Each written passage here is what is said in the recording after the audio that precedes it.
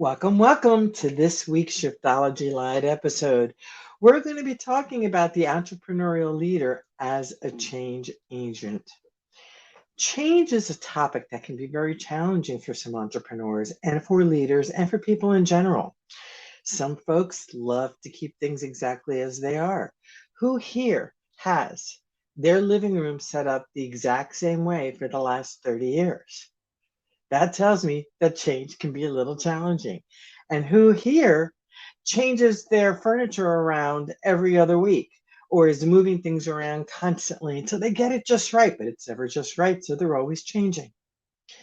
Change can mean different things to different people, but as entrepreneurs, change is critical because if we don't keep up with the changes that land in our lap, it can truly mean that we get ourselves into trouble. And when we get ourselves into that kind of trouble, we can get stuck. And when we get to that stuck place, we can lose ourselves, we can lose our businesses, we can lose our health. So the goal is to understand what change is all about. Now, am I going to be able to get to all of it in this short episode today? Probably not, but I'm going to do my best to make it as clear as possible as to how change can be your friend instead of change being your enemy. So what is shiftology all about? Shiftology is the art and science of intentional, intuitive, and graceful change. And shift stands for spirit, honesty, integrity, freedom, and trust. And all of those values are really important for the entrepreneur who wants to make a positive difference. So let's look at the word change. I'm going to start with the letter C. C is all about creating. Change is creation. It's creation in different ways, however it is that you see things. From a person, and I'm going to be using examples both from business and personal. I used to sew, and I used to sew a lot. And I used to create magnificent masterpieces out of a bolt of fabric. I would just grab this bolt, I would touch the fabric, feel it, and I had no idea what I was going to make out of it, but I knew it had to go home with me. And inevitably, it would tell me what it wanted to become. And some of the things that I did, I still look at and marvel that I was able to create these pieces from nothing more than a bolt of fabric. Take into account the builder. They take wood and create homes out of wood. Furniture, they take furniture and create all kinds of things. Now that's the physical. But what about creating an environment in the workplace where folks feel nurtured, cared for, and they really want to move forward with their talents and their skill sets to be able to achieve their dreams and to serve not only themselves, but to serve their coworkers, their employer, and their customers? That change piece, it's about creating this powerful culture where people want to go to work in the morning.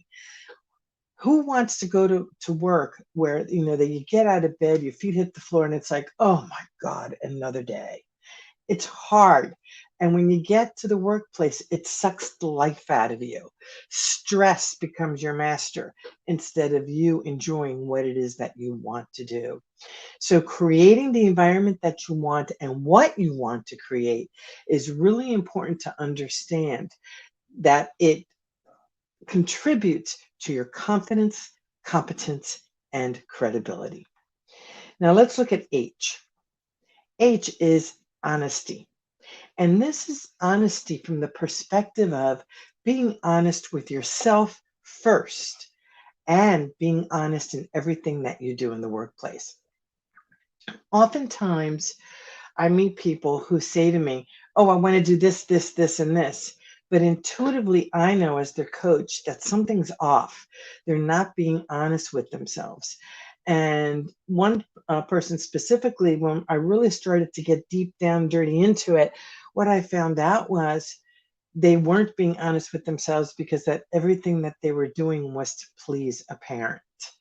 It was to please other people in their lives and make them happy. So they were dishonest with themselves with how they truly felt. As a result, their stress levels were very high, and they were very unhappy. So it's important that you're honest with the people who love you and honest with the people who are your champions, and let them know how you really feel about what is in front of you. I find that anytime we're dishonest with how we choose to feel, with how we are, and dishonest with our clients, it comes back to bite us. It always comes back to bite us. I don't know of any situation where that has not happened. So H. So let's go with A for change. Abundance. How do we attract abundance? Abundance is our birthright. It's what we can do.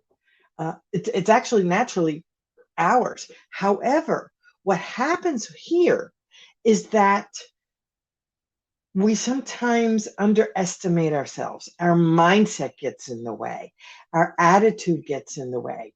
We use words and language and thoughts that are counter to the abundance that we seek.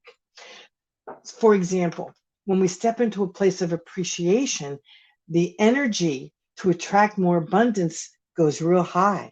But when we step into a energy that is low vibrational, such as shame or fear, our abundance traction goes way down. So to attract abundance, it's really important that we stay up high in our vibration, and that we really are clear on what we want to attract to ourselves, and not necessarily how we want to attract it. The universe will take will take care of that for us. But it's important that you take a real good look at how you're thinking and what you are feeling. Just this week, one of my own coaches, and I have several, one of my own coaches held me accountable to some of the language that I was using, and I couldn't stop laughing because it's what I teach. But we're human.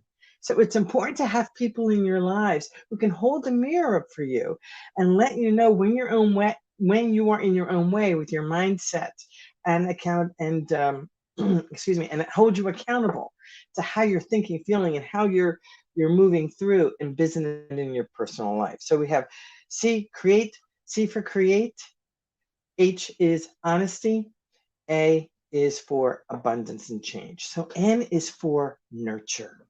This is so important for yourself, to nurture yourself first. And this is really important for women. We tend to nurture the living daylights out of everybody else. However, we're not really good about nurturing ourselves first. So I'm going to use a line that those of you who are in my industry know very, very well. When you travel and the flight attendant says, put the oxygen mask on yourself first and then on the person next to you. I will never forget one of my training workshops that I had. And this woman, when I talked about this, said, absolutely not. I've got to put it on my child first. And I didn't have to say much because the people in the audience turned around and looked at her and said, good luck. She's not going to have a mom when you're done. And she couldn't understand what they were talking about until I asked her to just stop and think about it. It would take her a couple seconds to put that mask on herself first, breathe deeply, and then be able to take care of her child. What good is she doing her child if she's gone? And it was this illuminating energy that filled her, and she just burst into tears because she was so used to doing everything for everybody else, and she never took care of herself. So it's important to nurture yourself. It is important to nurture your team, nurture your family, nurture the people that you love, okay? But it has to start with you. If your glass is half empty, again, the energy life force is being sucked out of you. Now, let's talk about G in the word change, gratitude. What are you grateful for? This elevates your energy. In the morning when I wake up, I lay in bed and I'm in gratitude and I appreciate gratitude and appreciation. I appreciate my pillow, my covers, my sheets. I appreciate my watch that wakes me up. I appreciate being able to look outside and see the trees right outside of my window. I go into the bathroom and it's a whole thing of appreciation. I appreciate the toothpaste. I appreciate my toothbrush. I appreciate the lights that let me see what I'm doing. And It's this 30 minutes of appreciation. And what that does is energetically, it elevates the DHA levels in your body and it reduces the cortisol level. Your stress levels begin to reduce. So, as a change agent, when you live in the state of gratitude, you're in a really great place to be able to attract more of what you want and less of what you don't want. And the last one is a biggie. And it's a word that some of you aren't going to like, and it's excellence. Why excellence? This is for the perfectionists in the room. Perfection gets you nowhere. However, excellence does. And how is that? Because perfection puts you in a box. You're stuck. This coffee cup is perfect. And it does say, believe that something wonderful is about to happen. And it was given to me by a very dear friend. However, it's perfect in the way it is. I can't change it unless I hit it with a hammer. But in and of itself, it's perfect. Okay, but what if I wanted to change it? I can't. However, with excellence, there are no walls. There are just levels. And you can go wider and deeper constantly and constantly and constantly. The sky's the limit, folks, when you strive for excellence. So stop focusing on perfection and instead focus on excellence. And I guarantee you, when you do this, and my clients are going to tell you this over and over and over again, that when I teach them this, excellence gives them freedom. Perfection puts them into chains. Okay? So remember this, folks. Life is a journey. And it's up to you how you want this journey to manifest. Yes, bad things happen to good people. However, what I have found is if you look for it, there's always opportunity that comes available to you with every bad things that happen. Why do I know that? Because nothing is written in stone. Absolutely nothing is written in stone. You have the opportunity to make the changes that you want to make, and you can get the help that you need by just asking. And when you ask your higher self, when you ask your intuition, when you ask the people who are around you that you trust for help, they're going to be able to take you or direct you to people who can take you to the level that you want to be and perform at the level that you want to perform in your business and in your life. So I hope today's training was good for you. And unfortunately, I can't see any questions. If you have any questions, please put them in the comments section. I see somebody, I don't know who this is, said hi. I apologize because I don't have anybody helping me with today's Shiftology Live. So if you have any questions, just put them underneath the video and I'll make sure to answer them for you. So I wish you tremendous success. This is a great week. Let's get cooking. We're in the last quarter of 2021. Let's make it a success and absolutely golden. Terry Wilderman with Shiftology Live, and we will see you in the next episode. Take care.